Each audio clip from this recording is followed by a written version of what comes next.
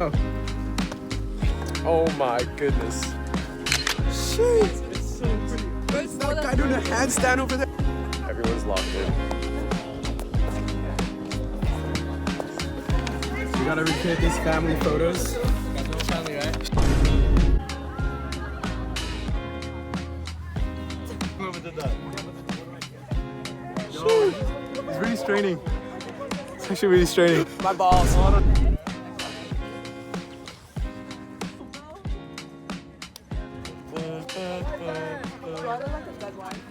What? Howdy. It's been a long day. It's been a long week, actually. I'm sure it has been for you as well. But like, let's just talk. Let me set you down here for a sec.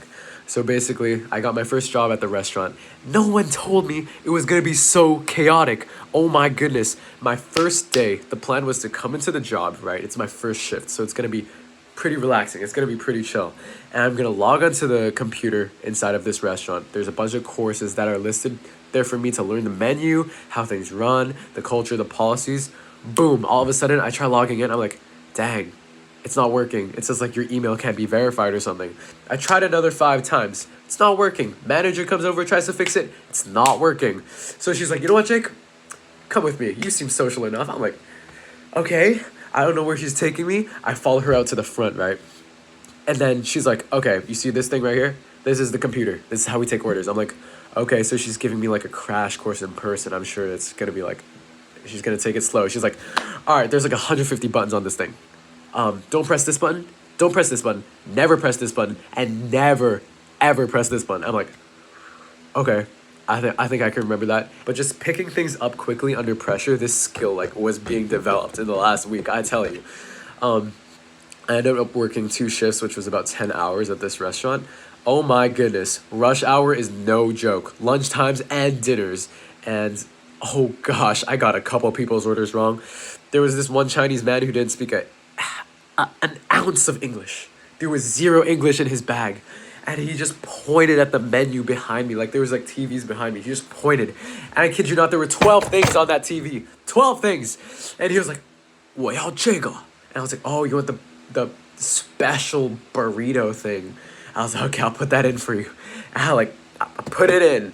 And I was like, okay, you can pay with your card when you're ready. He's like, nah, I want to do cash. And he just hands me a $50 bill without saying anything. I'm like, dude, I don't even know how to open the cash register. I'm cooked, chat. And we figured it out eventually. Put the $50 bill in. And then I realized, dang, I just came to Australia. I don't know Australian currency. And I look at like, is this coin a $10 cent? I mean, a $10 coin or a 10-cent coin? I have no clue. I'm sorry. I don't know how to give you change. So I go to the manager. This is probably like my fault though. Like, and I'm like, can you help me give this man change? And he's like, no, I want my money back. I want to pay with card. And I'm like, dang. I just took your transaction. I don't know even how to refund an order. It's my first day. I'm like 30 minutes in. And he starts getting really angry. For some reason, 3 receipts come out. And 4 burritos later come out. And he ordered 1. And he's like yelling at me. He's like pointing at me. He's like accusing me like, he's like, what do you think you can scam me? And I'm like, relax. And he's not relaxing. And he's just looking at me. And one of my coworkers, she comes over to me. She just pulls me. She's like, maybe you should come to the back for now. And I was like, great idea. So I follow her out to the back. My coworker goes out. He starts yelling at my coworker. My manager goes out. He starts yelling at my manager. He's there for another half an hour. And I'm just thinking like, wow, what a great opportunity to learn how to respond to someone cooking you and yelling at you. And he was like being unreasonable too. So it wasn't just like my fault. But it was like, don't take rejection personal. Don't take your mistakes personally as well. That was a lesson that I picked up. And obviously like, I was so grateful because my coworkers were so like, they were so good. They were like, yeah, it's fine. When I first started, I made bigger mistakes than you. You're doing well for your first day. I was like, dang, you guys are so good. You guys are so kind. And she's like, maybe just make fries for now. I was like, take a break, yeah. We're watching a movie. Oh, it's pitch black. Oh, my greatest lockers of all time.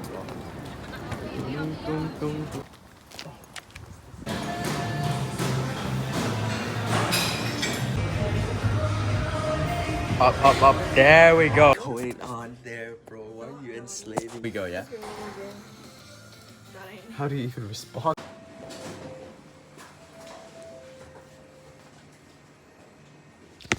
Yeah. Life has been pretty crazy. 2026 has been probably the fastest and slowest like time of my life at the same time. Like so much has happened. It's weird how time passes by different depending on like what stage of life you're in. I've been stressing a lot over like the future and how I'm gonna plan out my life. And like honestly, I try to like have such a set elaborate plan on like a roadmap of what I want over the next few years and what I want to achieve over the course of a 50-year time span. At 18, I don't know what I'm doing. But certainty brings me comfort. And something that God has been teaching me lately is like the peace that the peace that we are trying to find in knowing the answer can really only be found through Him and trusting Him and knowing Him, like, you know? And it's almost like when you're 3 years old, 4 years old, 5 years old, you don't go up to your dad and ask him like, yo, how are you going to pay the taxes? How are you going to pay my school fees? How are you going to like, what's your superannuation or whatever, like your retirement plan? And like, you trust him to take care of you because you know he's your dad. You don't question. Partially also because you don't know. And isn't that just God, but on a cosmic scale? Like we don't know what he's doing or why he's doing what he's doing. But his ways are higher than our ways, and his thoughts are higher than our thoughts. And it's written that he has plans to prosper you, not to harm you, plans to give you hope in a future. And he works all things for the good of those who love him. Sorry, that was a yap. And oftentimes I feel like the person who needs to hear this the most is me, and that's why I make these. And it's just like a raw snippet of my life. Right now I'm about to go on like this coffee chat, LinkedIn coffee chat. I don't even know what a coffee chat is, but I just like contacted this random banker and he's like happy to help me and answer my questions. And I'm like exploring that finance stuff in uni. So yeah. And yeah, I just thought that would be kind of a blurt what's on my heart lately to kind of show you, and that all the gifts that you have, the talents that you have, they're from God. Sure, you can develop skills like public speaking or like, I don't know if you're an artist or you play whatever sport, but it is ultimately God who gave you that ability and that ceiling, like the capacity to be able to develop a skill. For example, like if I'm speaking in front of an inanimate object right now, I'm speaking to my camera, I'm speaking to my phone, bro. And like this ability was like honed over like the last 2 years of me just trying to like make these videos. It wasn't there at first, but it is ultimately God who gave me the ability to articulate my thoughts, and God who allowed me to get to this point, develop to this point. And it's the same thing for you. And I don't know, it's just because I'm addressing this fear where one day, like maybe I'm not able to, like, it's a dumb fear. Maybe, I guess all fears are dumb if you trust God enough, but like to be able to, I'm afraid of losing my ability to like be charismatic or speak or have good social skills, because that's what I rely on a lot in my life. And it just shows me like, wow, I really don't know where it's from. Like I do, but I don't trust that the source is from God to provide. Like I have a roof over my head. Like, dang, that light's about to burn out, but like it's from God anyway. Like we live in an old apartment. It's fine. It's from God anyway. God provides, and he provides you enough for what you need. And it's just trusting in that, right? Like, it's a process. It's not going to be easy, but it is necessary. And I think God doesn't bring you through what you want to go through all the time. You know, it's like going to be uncomfortable. Life is going to be hard. Life is going to have challenges. And God didn't remove the sea. He made a way through it. God didn't remove the storm. He calmed it. He makes a way. There would be no need for a way maker if there was always a way that we could find on our own. And that's kind of what I'm trying to instill in my own brain. I guess the last thing I'd touch on is not all of your thoughts are yours. That's another big thing I've been reminded of recently. Like, so it's very dangerous to identify with your thoughts. Like, I'm my biggest hater. You're probably maybe also your biggest hater. Like, you just have so many negative thoughts about yourself. You're the one that's overthinking and driving yourself to be able to have these sleepless nights thinking about the future. Like, you're your own biggest hater. You're destroying yourself sometimes. I know I am. And it's just dangerous because I know not all of my thoughts are my own. Like, not only will you get thoughts from God if you're trying to pursue him and you're getting closer to him, like, he'll speak to you, but also from the enemy and from, like, little lies that you've believed, maybe something an adult said to you when you were a kid that's just going to circulate in your brain and it's going to fry you. So it's working through that with God and not identifying with everything that you think. Sorry. And, yeah. These glasses have no prescription. It's just an excuse to like make me look less messy when my hair is really messy and I don't want to style it. But yeah, that was just like, I don't know where I'm going with this YouTube thing as per usual. I'm just going to keep going. Yeah.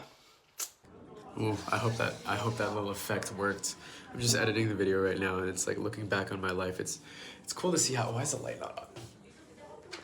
Okay, there we go. It's cool to see how like time passes by so quickly and also so slowly. Like time is passing by so fast, and it feels like it keeps passing by faster and faster.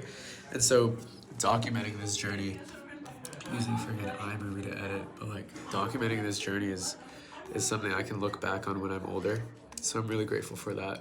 And wow, I have to get to work in like 10 minutes, so I gotta bounce. But yeah, let me know what you want to see more of. I don't really know. I don't really count myself as like a YouTuber or whatever, or like an influencer, but I do want to document this journey. And if you're going to be part of this, where you're watching me basically grow up, then I want to hear what you have to say as well. So yeah, let me know. I'll see you in the next episode or whatever I say. I don't know what I say anymore. All right, bye.